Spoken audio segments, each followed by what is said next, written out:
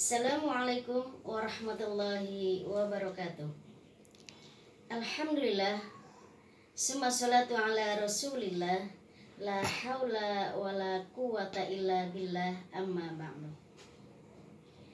Yang pertama, kita haturkan puji syukur kehadirat Allah Subhanahu wa taala, karena alhamdulillah sampai saat ini kita masih diberi kesempatan oleh Allah, diberi kenikmatan yang sangat luar biasa, terutama nikmat iman dan Islam. Sholawat bertaburkan salam, tak lupa kita haturkan ke baginda agung Nabi Muhammad sallallahu alaihi wasallam yang telah menunjukkan kita jalan kebenaran.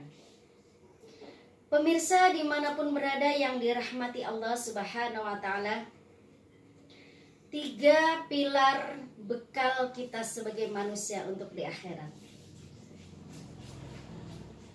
Nabi Shallallahu Alaihi Wasallam bersabda, An Abi Hurairah radhiyallahu anhu qala Nabi Shallallahu Alaihi Wasallam, idza mata ibnu adama inqata'a amaluhu illa min salasin, shadaqatin jariyatin au ilmin yuntafa'u bih au waladin sholihin yad'ulah, rawahu Bukhari. Ketika anak Adam, manusia, meninggal dunia, maka semua akan terputus amalnya, kecuali 3 perkara. Apakah itu? Yang pertama adalah sedekah jariyah. Yang kedua, ilmu yang bermanfaat. Dan yang ketiga adalah doa anak yang soleh. Amal soleh. Apa yang dimaksud dengan amal soleh? Amal soleh adalah segala perbuatan kita yang mengandung kebaikan, yang bermanfaat baik diri sendiri ataupun orang lain.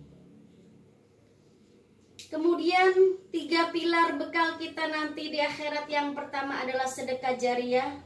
Yang dimaksud dengan sedekah jariyah adalah harta kita yang diberikan untuk sedekah, seperti pembangunan masjid, pembangunan lembaga-lembaga pendidikan, dan lain-lain yang bersifat umum. Insya Allah pahala yang mengalir yang kita sedekahkan, pahalanya insya Allah akan mengalir walaupun orang yang telah mensedekahkan hartanya tersebut telah meninggal dunia.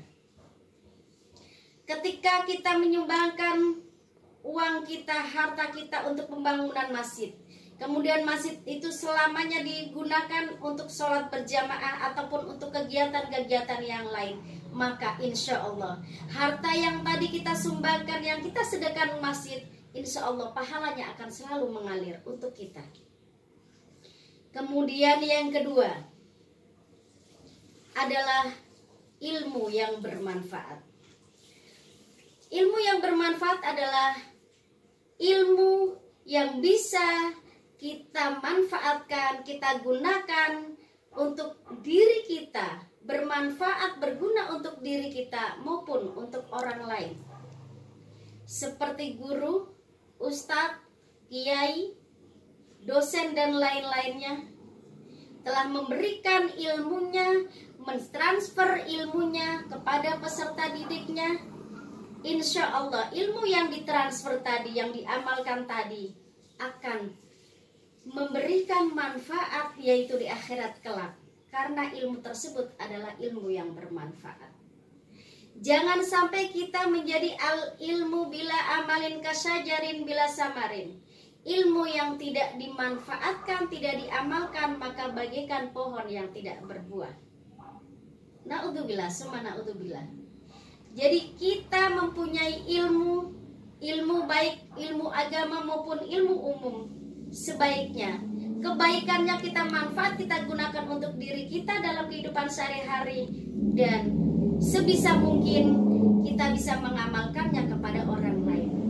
Khairukum man ta'allamal Qur'ana wa 'allamahu. Sebaik-baik kita, sebaik-baik kalian adalah orang yang mempelajari ilmu Al-Qur'an khususnya dan mengamalkannya kepada orang lain. Ilmu sangat bermanfaat bagi kehidupan kita. Karena kehidupan dunia juga kita perlu ilmu dunia.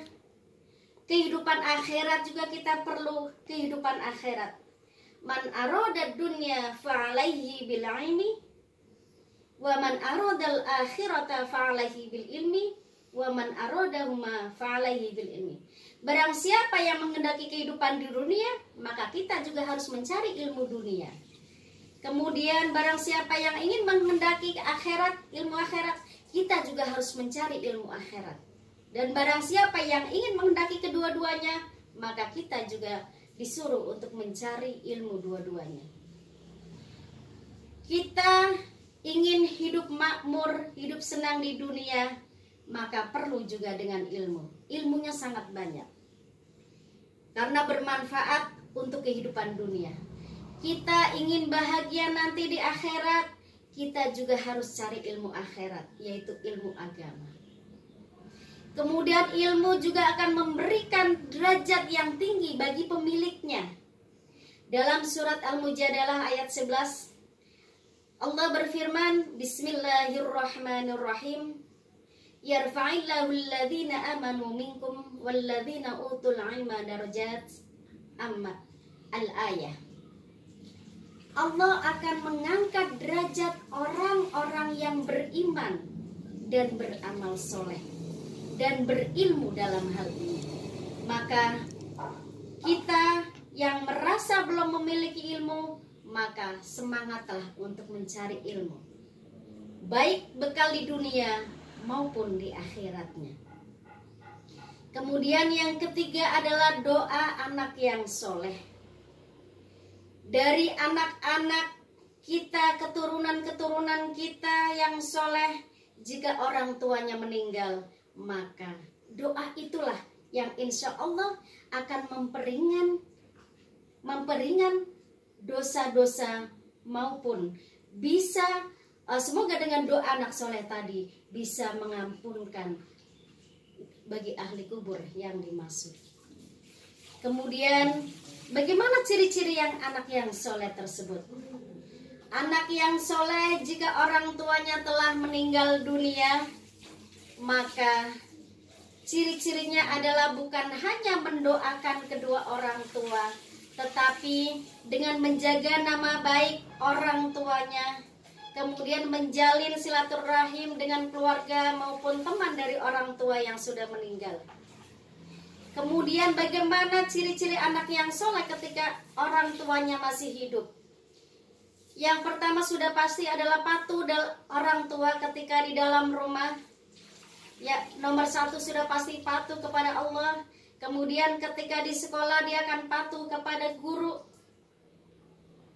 Menghormati orang tua, berkata dengan lemah lembut, tidak pernah membangkang atau membentak kepada kedua orang tua maupun kepada orang yang lainnya.